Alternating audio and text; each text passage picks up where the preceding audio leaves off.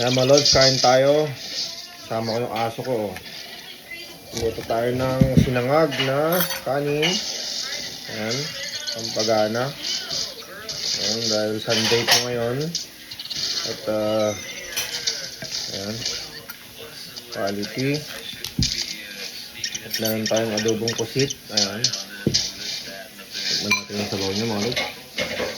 So, gigising ko lang po at ayan. Mainit pa.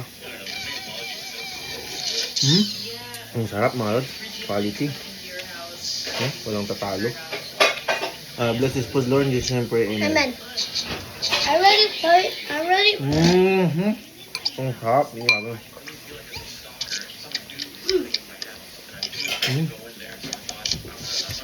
Quality. Sarap. Sarap. Sarap. Parang kami ng anak ko.